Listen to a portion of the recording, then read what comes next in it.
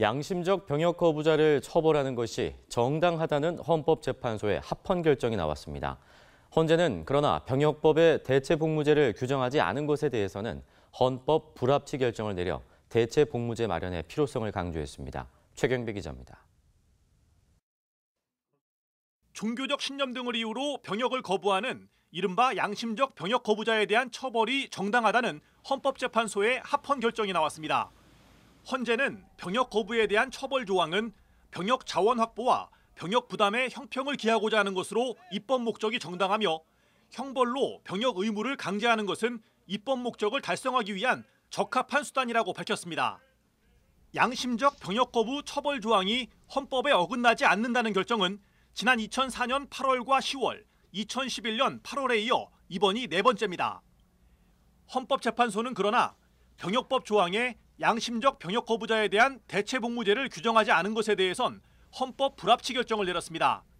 헌재는 대체복무제가 규정되지 않은 상황에서 양심적 병역 거부자를 처벌한다면 과잉 금지 원칙을 위반해 양심의 자유를 침해하는 것이라고 지적했습니다.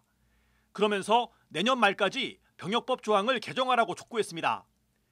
헌법재판소의 이번 결정에 대해 기독교계는 처벌 조항에 대한 합헌 결정은 환영하면서도 대체복무제 도입에 대해선 우려하는 입장을 보였습니다.